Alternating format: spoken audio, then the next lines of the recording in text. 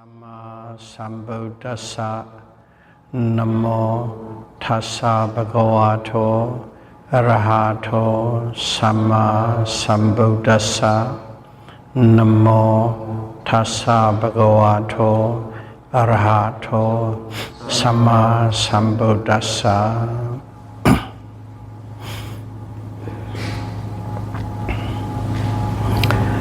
Retreat series, Dhamma talk number 26. Okay. For quite a few Dhamma talks we have been discussing under the major heading of Pamada and Apamada, heedlessness and heedfulness.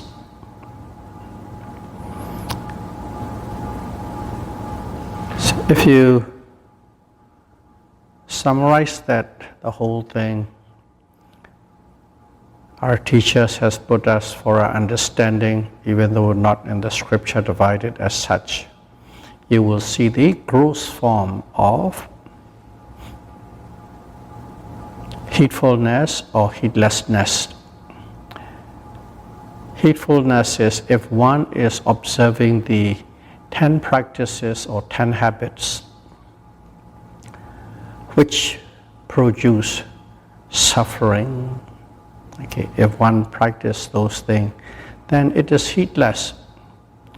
And if you observe and if you refrain from practicing these 10 dukkha, 10 suffering producing practices, then it is heedfulness. In general, you can say it's the precepts in general. That is the basic fundamental gross form of heedfulness. And then the other one is restraining oneself from sense pleasure, six sense pleasure. And if you can restrain yourself and live with the moderation, then it is heedfulness.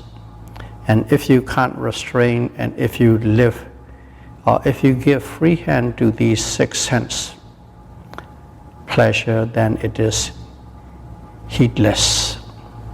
The second part. And the third one is the final one is called refined form of heedfulness or heedlessness. Refined form or superior kind of heedfulness, refined form of heedfulness, the highest level. If you put it in one way, if one is practicing full foundation of mindfulness, satipatthana, in full force, then it is heedfulness, apamada. And if one is not practicing, still practicing but not in the full force, the way Buddha has taught us, then it is heedless. It is not that you don't practice at all, you still practice, but not to the extent of perfection. As the Buddha has instructed, it is called heedless, pamada. And in there, the Buddha taught us how to be refined form of heedful and refined form of heedless. He taught us in a very different approaches and angles. Okay, we'll just read it in terms of Pali. It's always start with the Kusalanam Dhammanam Bhavanaya. Okay, if one is accumulating superior form of kusala, wholesomeness, okay, kusala, wholesomeness or kusala karma,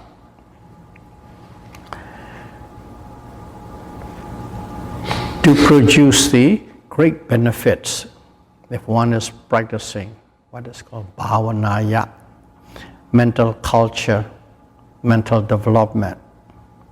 In other words, if one is practicing full foundation of mindfulness.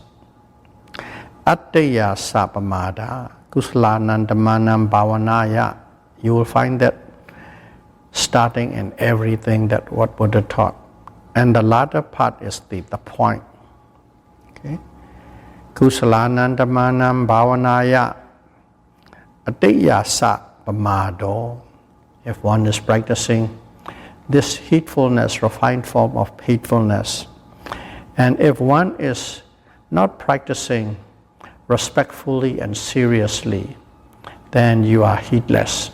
You are still practicing, but you don't pay much respect. Oh, it's run-of-the-mill, superficially, not seriously, then it is heedless. But if you practice respectfully and seriously, it is heedful. That's one.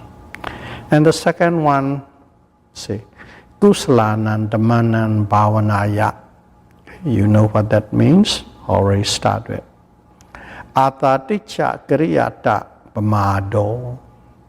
And what is ataticca kriyata pamado? That means if one observation, if one mindfulness is not connected or continuous with another mindfulness, okay, then you have heedless from the refined form. Okay, we are always talking about refined form, not in a middle form or the gross form, refined form. So in here what it means is, in short, in English, if one is taking a break in your practice, especially in the retreat, even a short one, 7 days, 10 days, 2 weeks, or 1, 2, 3 months, 6 months.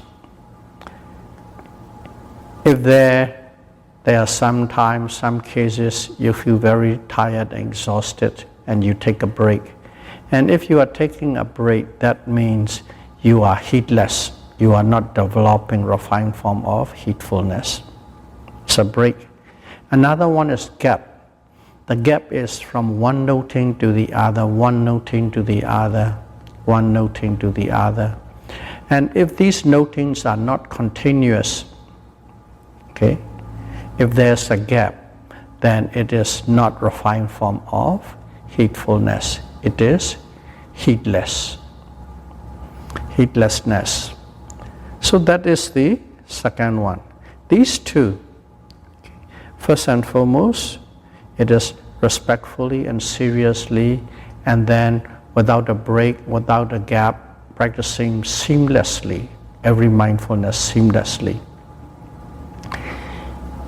These two express on a technical level how to do it with precision.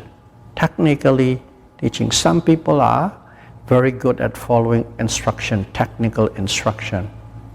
And if people follow these two, respectfully and seriously, without a break and a gap, if you can do that, you are being heedful at the refined level. Okay, just those two. And then the Buddha went on to teach us in a different way too. This one is kusalanan dhammanan bhavanaya odina vuttita. Okay, odina vuttita. What it is in here, you are not slacking. You are not taking an easy ride. You practice boldly and bravely and courageously. Okay? In other words, your practices are not low and vulgar. If you remember the word awe, okay? Low and vulgar, substandard, inferior, and vota is slack, taking a free ride, easy ride. We have talked about in detail already. And if you practice that way, then it is heedless. But if you don't, if you put off bold effort and brave effort and courageous effort, then it is heedful, refined heedfulness. So in here it is emphasizing on the effort. Okay. People who are very industrious, okay, put great effort in whatever they do. For those people, this approach will be very effective. So they go through that. And the theme it built is, if one set an objective, if one set up a goal, okay, of course, something that you want, set up a goal, then you have a responsibility to reach that goal, to achieve that goal, and you must carry out your duty and responsibility. So that approach Buddha taught us. And then he approached another way for different type of people with different mental state.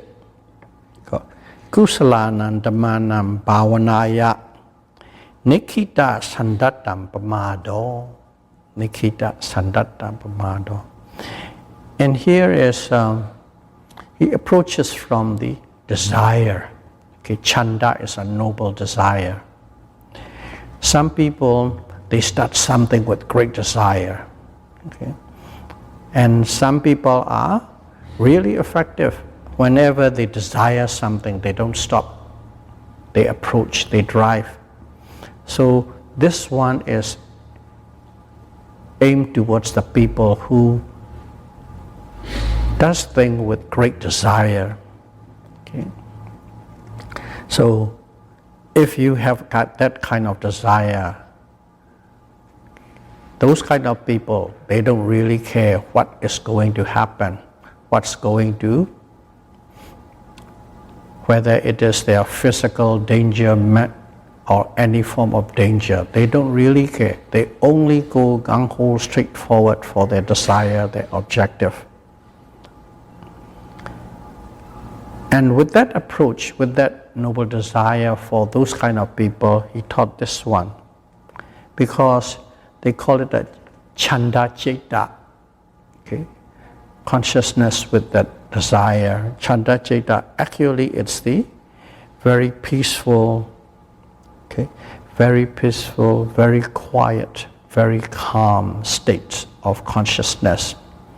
Those have no mental defilements, lobha, dosa, and moha. The mind is not shaken or even vibrating with the mental defilements. That kind of consciousness is called chanda ceta. If you practice with that, you achieved it. So in here, the Buddha approaches with a desire, you can reach that kind of a state. And the emphasis on a technical side that he approaches through the vita and vichara. Okay, vita, vichara, and then vipassana jhana. Based on the jhana direction, he approached and he taught us. That one. And another one, the last one we have taught, is called Kusalanam Dhammanam Bhavanaya Anasevana Pamado. So you must lean, depend, okay, use and keep it. Okay. What do you depend upon? What do you use? What do you keep? Okay. That is the 5 mental faculties. Of course, 5 mental faculty is there, but the way it's put is you must lean on, you must depend upon, you must use it, you must keep it. In what fashion, in what way? As if one depends the air and the water and the food to maintain and to sustain your life. Okay. That kind of importance one has to give. Okay. You must depend as if you are taking food. And when you take food too, it varies in whether junk food or a good food, nutritious food or non-nutritious food, and so on. Through that approach, Buddha taught us. And these are all, if you don't have it, if you don't do it, you don't have the refined form of heedfulness. In other words, heedless. If you do it exactly the way he has instructed, then you have the refined form of heedfulness. So these are the different ways the Buddha has taught us how to practice this heedfulness, how to achieve this refined form of heedfulness. So if you look at it in here, all different ways. But one thing is, what are we doing? This trying to be heedful or heedless. We are practicing full foundation of mindfulness. Okay. Why do we practice full foundation of mindfulness? We practice this so that we can develop the 5 controlling mental faculties. That is the fundamental, the basic. We are always developing 5 controlling mental faculties. Saddha, faith, Viriya, effort, Sati, mindfulness, Samadhi, concentration, and Panya, wisdom. These 5. You have to develop in such a way it comes to the point of Bala, Pinchendriya. 5 controlling mental faculties called Pinchendriya or Pincha Indriya, 5 controlling mental faculties. But you have to develop to the point it becomes Bala, Pincha Indriya. In other words, strong and firm. 5 controlling mental faculties. You have to develop to that stage. Strong and firm state, because that strong and firm, when we can coin the word Bala, it becomes strong, powerful, and firm. Because that is the first stage one will reach, the first stage that you have jumped the major hurdle, the significant progress you have reached there. That's why it is pointed towards there. All these things he taught us. Of course, eventually we reach to the final objective, Nibbana, the end of all physical and mental suffering. But on the way there, on the journey there, the first stage is to reach that stage. What? Firm, strong, and powerful 5 controlling mental faculties. And to reach that stage, all these different techniques or variations or approaches Buddha taught us, we must practice. Always come back down to 5 controlling mental faculties. So in here, we develop these 5 controlling mental faculties to the strong and powerful state. To do that, we use the technique or method or practice of full foundation of mindfulness, observing the mindfulness of the body, mindfulness of the feeling, mindfulness of the mind, and mindfulness of the Dhamma. That's the technique we practice. And when we practice, how do we practice? All these variations the Buddha taught us, we practice with these on the full foundation of mindfulness. So in here you will see the word mindfulness. And then there's another word, heedfulness. Mindfulness, basically mindfulness is sati or satipatthana. Okay. Heedfulness is apamada. Two different words. One is being mindful, sati. One is being heedful. So they're not exactly the same. But when Buddha teaches us exactly how to practice, in there he used the word mindfulness, satipatthana. But when he taught us how to conduct our whole life, okay, and any time, every time, whether you are very serious or not very serious, or somewhat in the middle. In there, he always reminds us with the word appamada and pamada, heedful and heedless. So that is the way it is, and they are very close. If you are mindful, you become heedful. If you have a heedfulness, definitely you have a mindfulness. But they are two different things, but very close cousin. That is what we have been talking for quite a few last Dhamma talks, heedless and heedfulness. This is the summary of it. We are developing 5 controlling mental faculties. And when we are developing 5 controlling mental faculties, how do we develop? Okay. How do we develop? And how do we develop is, it comes to, we can approach it under the heading of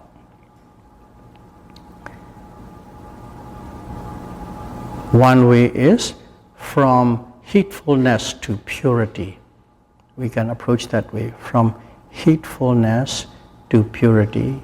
You are heedful and there's a purity. It's just a different words, coining different words, and slightly different, just like mindfulness and heedfulness. These two have heedfulness, and purity has a connection too. So when you are heedful, you are practicing developing 5 controlling mental faculties. Okay? Faith, everything, anything. When one approaches something or take on a project of significance, faith or confidence is the starting point. And then you apply effort, a lot of exertion. Once you have a confidence, you start doing things, and you do things very carefully. Okay, that is the approach we do, and we are doing now is full foundation of mindfulness. When we practice full foundation of mindfulness, the foundation, okay, the foundation to start upon this full foundation of mindfulness is sila. Sila, the right translation is precepts, or you can call it morality. Sila is the foundation, and we all know sila, the minimum as a Buddhist, that is, to observe is the 5 precepts. And then on special occasion, when we are practicing, when we want to be with Dhamma, throughout an hour, throughout a day, throughout half a day, throughout months, in those cases, you take 8 or 9 or 10 precepts as a lay person. Of course, if you have a desire, okay, to renounce this world, to renounce a sense pleasure, become a monk and practice seriously, then you observe 227 precepts or rules and regulations that you follow. So those are morality. Let's stick with what we are doing. Okay? There's to be heedful. What is it? We need the basic form of heedfulness is called precepts, or 10 suffering-producing practice to abandon, to avoid. So when we are practicing, we take precepts, 5 precepts. Every time we started, we take 5 precepts. Or every time we are in a retreat form, we take 8 precepts, 9 precepts. On a full moon days, we take 8 precepts, 9 precepts, and observe as much as we can. So when we take these precepts, we don't take it casually. We take it seriously and respectfully, and we make sure during that period we are not going to break it. So when we are practicing this, we always take precepts, and as we put great effort to observe these precepts, we do not break it through that period, throughout the duration. Of course, there are periods before that you might have broken this or that, but that is one segment. But once you have decided from this moment until to this moment, I will not break it. When you take it, you have this precepts of morality, and you observe with great care and attention. By doing so, what happened? Your precepts or your morality become very pure. In other words, you don't break it. It is faultless. It is blameless. There is no fault to find. Nobody can blame you for anything. That's become faultless and blameless. And if you become faultless and blameless, at that moment you can see you have reached the purity of sila. You have reached the purity of precepts of morality. In Pali, it's called sila visuddhi. Sila visuddhi. Purity of precepts of morality. That's a fundamental. And here in the heedfulness, the lowest form of, or the gross form of heedfulness, if you observe the gross form of heedfulness, what type of purity do you reach? You have reached the purity of morality. Okay? Sila visuddhi, purification of morals. That's directly related. Now we are approaching in terms of purity. That's the connection between heedfulness and purity. So we start with that, and of course we practice. And there are many ways, of course, to harness your mind, many techniques, many methods, both samatha as well as vipassana, concentration as well as insight practices. But here we'll talk about insight practice. In insight practice, we observe full foundation of mindfulness. We are not trying to reach, to get absorbed into an object or to be in a state of jhana.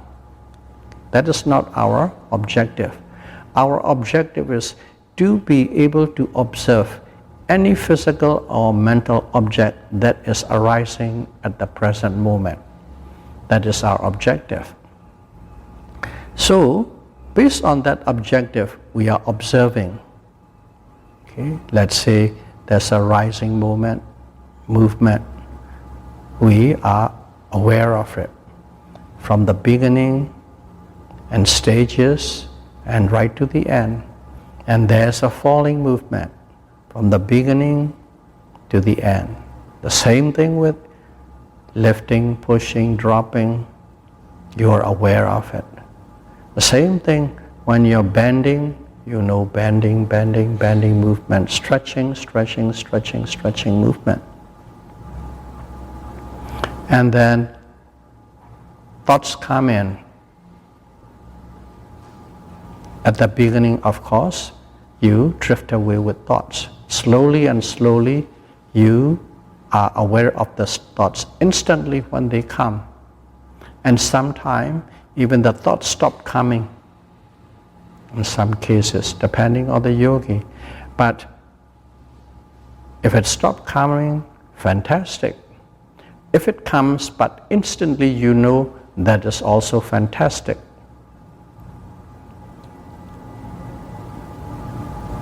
Because as soon as you become aware of the thought as it arises, you know, and they are gone. So that means whatever mental defilements that associated with the thought does not have a chance to arise. So in other words, you still maintain that purity of mind. Okay? rising and falling and sitting and touching. You are continuously aware. And you all know, if you are with precision aware of it from the beginning to the end, at that moment there is no mental defilements. Lifting and pushing, the same thing. Thoughts come in, the same thing. If that you are catching these thoughts so fast, there is no opportunity for any kind of emotions, okay, negative emotions, or even whether it's a dukkha or sukha can arise. In other words, it's always pure, pure, pure, pure, pure. The mind is pure. To be able to do that, what? Your observation must be continuous from one object to the other, one object to the other, one object to the other. And that can be achieved through the great effort, ardent effort. Without that ardent effort, it's not. And it's even more difficult because it's a multi-object meditation, not just focusing on one only. So the mind is very pure. Why? Because of the ardent effort you are applying onto the object that is arising. And according to heedfulness, what are you establishing?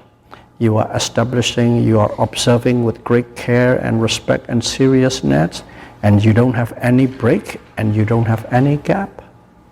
That is in terms of heedfulness. But now here, all these consciousness or all these awareness coming one after the other, there is no mental defilements, no lobha, no dosa, no moha. In other words, every consciousness that arises one after the other, or you can say every awareness that arises one after the other, they have no mental defilements. In other words, they are pure. When there's no mental defilements, they are called pure. So what happened? You have reached the consciousness states where there is a purity. In other words, you have reached the purity of consciousness. Citta visuddhi. Citta is consciousness. Visuddhi is purification or pure, purified it. So that's called citta visuddhi. Okay? The first one is what? Sila visuddhi, purity of morality. Second one is citta visuddhi, purity of mind. And here, directly correlating with the heedfulness, refined form of heedfulness. When there's a heedfulness, these arises. Now we have two forms of purification or purity we have reached just from observing. But how? We must observe exactly as Buddha has instructed.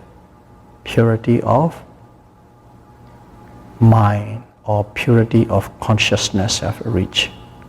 Two levels of purity. And then we are observing. When we are observing, what happened? Okay. There's a rising movement. Rising movement, you observe. When you observe at the beginning, of course, you're rising, falling, and there's the rising movement of the abdomen or stomach, falling movement of the abdomen or stomach. How's your mind take it? It doesn't say, my abdomen is rising or my abdomen is falling. But at the same time, there's a sense of identification. This is my stomach and my abdomen. In other words, there's a I. Okay. My is moving. You observe that.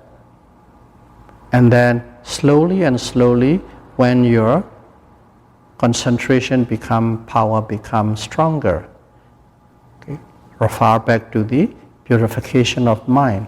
That means concentration becomes stronger. slowly and slowly, there's a movement.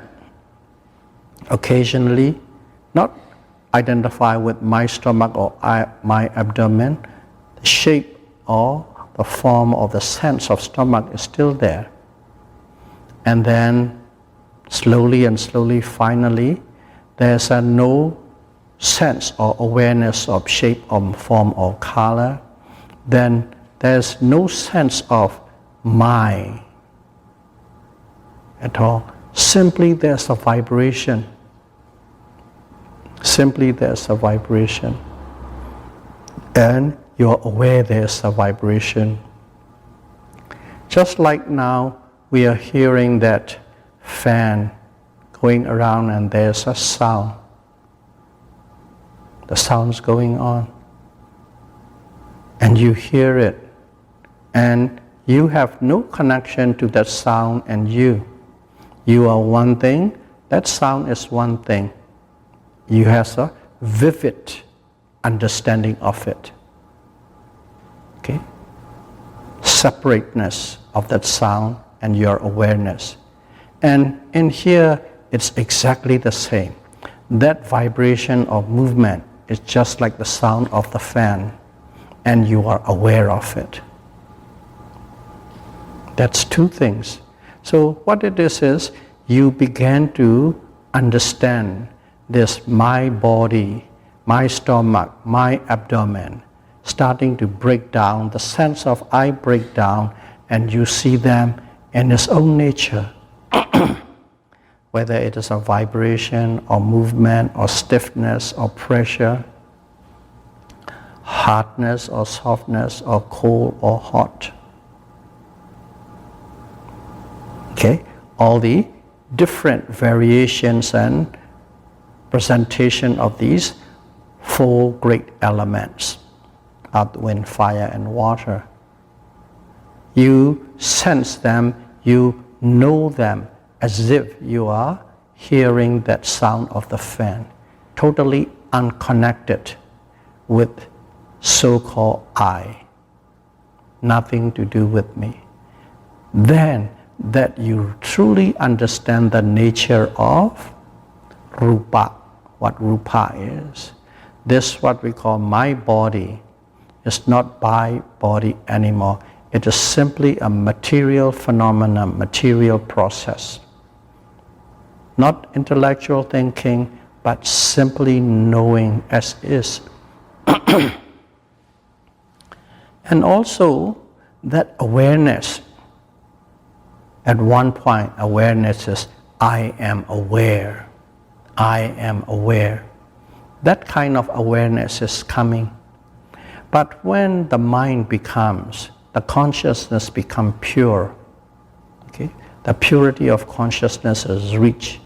At that moment what happens is, especially if you are observing multi-objects meditation, okay, with the precise technique of knowing the beginning and the end, when you do like that, what happens is automatically that awareness itself, you can begin to see and sense. It is the simply awareness arising and passing away, directly in relationship, in connection with the object that is arising. The object arises, there's an awareness of knowing that arising of the object. Object pass away, there's a passing away of the awareness along with the object.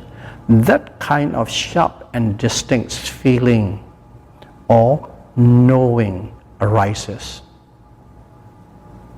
Okay, before it is I know. Now it is simply, it is a knowing phenomenon that is going. So in other words, you begin to understand this is rupa, this is materiality, this is nama, this is mentality. That kind of understanding arises. That kind of view arises. The view of this mind and body, nama and rupa. Before nama and rupa is my body, I am aware, I know, my consciousness now is simply as the phenomenon going. And that is view. What is view? View is ditthi in Pali. Okay? Miccha ditthi is the wrong view. Okay? Samaditthi, which means the right view. Wrong view and right view. But in general, when you hear the word ditthi, it is considered as a wrong view. So in here, you begin to have the correct view of what the mind is and the correct view of what the body is, nama and rupa. In other words, your views are correct and right. You have the right view. And that right view is called the ditthi visuddhi, ditthi, purification of view. You have reached that stage. Ditthi visuddhi, purification of view. Purification of view is right there. Even though we are splitting topics and headings and talking differently, it is the same thing. We are practicing the same thing. And in there we are showing how it is, what it is arising. Okay? Purification of morality, purification of mind, and purification of view. And in here, you keep observing the same thing. Rising, falling, lifting, pushing, thoughts, feeling, pain, pleasure, sensation, all these things. And in here, let's say, simply you're observing, lifting, pushing, dropping, lifting, pushing, dropping. Okay? And then what happens is, suddenly you become aware that lifting doesn't happen without an intention. Because of the intention to lift, it's lifted. Because of the intention to push, the foot moved forward. Because of the intention to drop, the foot dropped. Okay. Not thinking, not figuring out. Just a simple sense. Just an imprint in your mind, that's how it becomes. Okay? So what it means is, in other words, intention is the cause, lifting is the effect. Intention is the cause, pushing forward is the effect. Intention is the cause, dropping is the effect.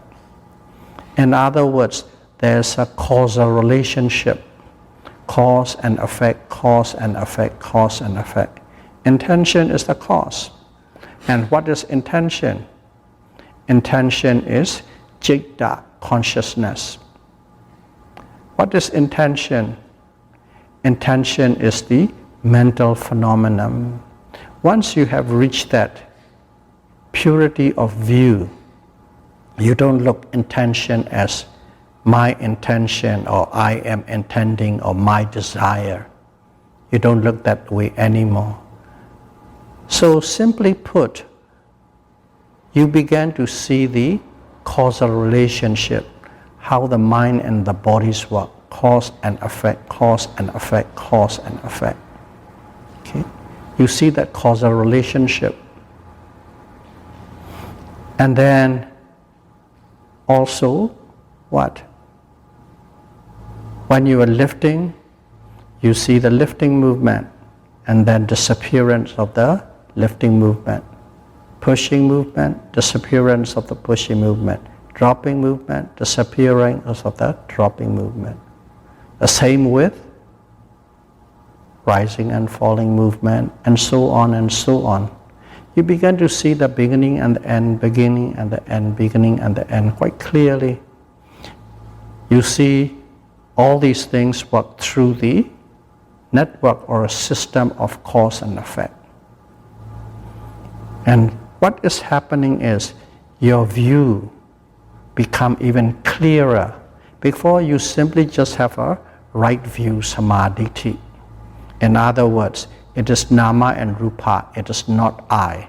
It is nama and rupa. It is not a soul or a self. Just a general view. Now you see the intricate detail within that view, causal relationship, arising and passing away, arising and passing away. And when you see that, what happened was you have more clarity, deeper understanding into this, the nature of mind and body, or the nature what we call self. In other words, your doubts. Okay, first of all, doubt. Now it's detail. Detail your doubts into maybe this way, maybe that way. Couldn't be this way, couldn't be that way. These kind of questions disappear because you don't need to ask the questions. You can see these details operation through causal relation and through rising and passing away, these two nature. And when you see that way, it's called Kinkha Visarana Visuddhi. Okay? Kinkha is basically doubt or vichikicca. Kinkha is vichikicca or doubt. Visarana. Visarana is free from, escape from, not having. Visuddhi, purity. And vicikicca, this doubt. Doubt about what? About the nature of mind and matter. In other words, this nature of mind and matter as we are experiencing is taught by the Buddha. So, doubt in the Buddha, doubt in his teaching, Dhamma, doubt in his Sangha, the great sages who follow the Buddha's path, we become clear from those doubts. That's called Kinkha Visarana Visuddhi, purification of doubt. The 4 levels already, and all that we are doing was we are developing 5 controlling mental faculties to a stage so that it becomes bala, strong and powerful. When you become strong and powerful, you see all these things and you achieve all these things. You already achieve the 4 levels of purification. Purification of sila, morality, purification of mind, citta, purification of view, ditthi, purification of doubt, 4 level already. And it is simply just reaching the bala, firm and strong level. If you want to correlate in terms of the insight level, you remember the first and basic is called Nama Rupa Paricheda Jnana. Okay? Discriminative awareness between mind and body. Pichya Parigaha Jnana. It is the causal relationship between mind and body. Samasana Jnana.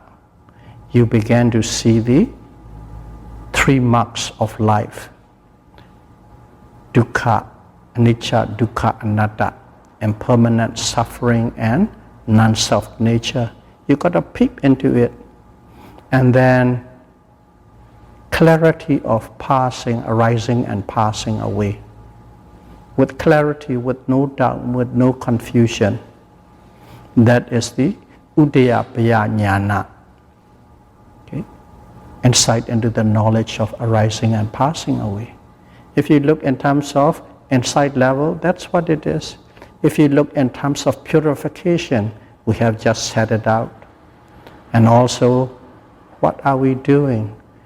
We are observing the gross level of gross level of mind, heedfulness, medium level of heedfulness, and the refined form of heedfulness. We just simply develop up to this level. And that is the first obstacle, major obstacle for our pruthujjana. If you have passed that obstacle, if you have reached that goal, which means you have developed the 5 controlling mental faculties to the strong, firm, and powerful level. At this stage, you are called Sula Sotapanna, stream enterer. Sula is a junior stream enterer. Not full-fledged junior. What does the junior Sotapanna means? That person will not be reborn in the full woeful state in the next life. One life guarantee. So this is just a little side explanation based on the heedfulness and heedlessness, and try to pull in with the Visuddhimagga as a part of purification. We touched the first 4. So may all of you be able to practice this Satipatthana Vipassana meditation, and may you be able to develop the 5 controlling mental faculties to strong, firm, and powerful level, and attain Sula Sotapanna, the junior stream enterer, as soon as possible. Sadhu, sadhu, sadhu. Buddham Bujemi.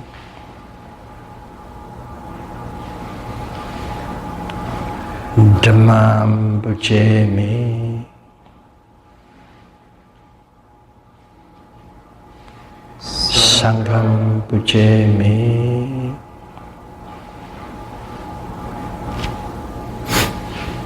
Thank you very much.